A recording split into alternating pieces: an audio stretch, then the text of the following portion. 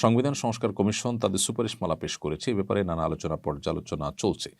আপনার একজন দর্শক হিসেবে জানতে চাই, আপনার এ বিষয়ে মূল্যায়ন কী? ধন্যবাদ প্রিয় দর্শক।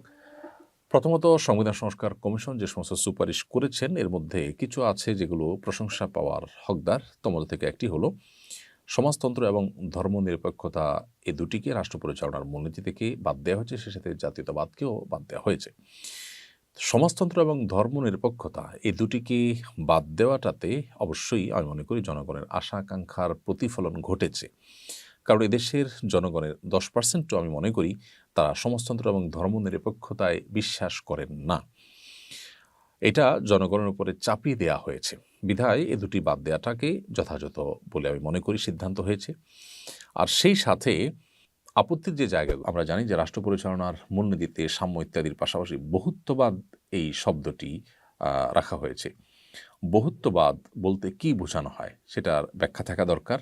এই শব্দের মায়ের প্যাচে জনগণের চিন্তা এবং প্রত্যাশার পরিপন্থী কোনো কিছুকে পুশ করাবার কোনো অপচেষ্টা আছে কিনা, কোনো দুর্বিসন্ধি আছে কিনা, সেটি আমার মনে হয় যথেষ্ট ভাববার সুযোগ আছে। কেন এরকম একটা শব্দ থাকবে যে শব্দ নিয়ে এখনও নানান মহলে নানা আলোচনা চলছে এবং জনগণের কত পার্সেন্ট এই বহুত্ববাদ বলতে কি বোঝানো হয় সেটা বোঝেন। আমার মনে হয় এই শব্দটাকে বাদ দিয়ে এখানে যদি কোনো দুর্বিসন্ধি না থাকে তাহলে সেক্ষেত্রে মানুষের সংশয় সন্দেহ এটা দূর করবার জন্য অন্য কোনো শব্দ, সহজবোধ্য কোনো শব্দ যেটি আসলে খুব বেশি ব্যাখ্যা করার প্রয়োজন হয় না সেরকম শব্দ থাকা উচিত, অথবা এই শব্দের ব্যাখ্যা করা দরকার, ব্যাখ্যা থাকা উচিত যে এখানে বহুত্ববাদ বলতে কি বোঝানো হয়। বহুত্ববাদ এই শব্দ বলে রাজনৈতিক বহুত্বের কথা বলা হচ্ছে নাকি অন্যান্য বিষয় থাকছে সেখানে। এখানে বিভিন্ন চিন্তাধারা, বিভিন্ন মতবাদ যেগুলো এদেশের সামাজিক মূল্যবোধের পরিপন্থী, এদেশের ধর্মীয় চিন্তাধারা, সকল ধর্মের মানুষের ধর্মীয় চিন্তাধারা পরিপন্থী, সেরকম কোনো কিছু যেন আমাদের আইনে কোনোভাবে আমাদের সংবিধানে যেন স্থান না পায় সে বিষয়টি নিশ্চিত করা দরকার।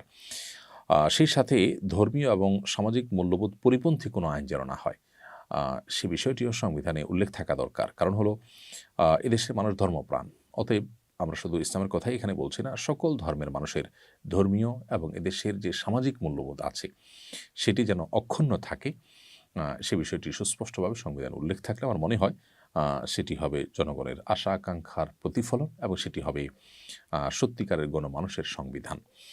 সংবিধান সংস্কার করতে গিয়ে যদি জনগণের আশা আকাঙ্ক্ষাকে বৃদ্ধাঙ্গুলি দেখানো হয় বা সেটা যদি ইগনোর করা হয়, সেখানে যদি কোনো ভিন্ন চিন্তাধারাকে চাপিয়ে দেওয়ার চেষ্টা করা হয়, তাহলে আমার মনে হয় এই সংবিধান গণমানুষের সংবিধান হবে না এবং এই সংবিধানকে জনগণ মেনে নেবে না। আমার মনে হয় সে বিষয়গুলো সংশ্লিষ্ট কর্তৃপক্ষ সদয় বিবেচনা করবেন এবং তারা এগুলোকে মূল্যায়ন করবেন। আল্লাহ তাআলা তাদেরকে সেই তৌফিক দান করুন।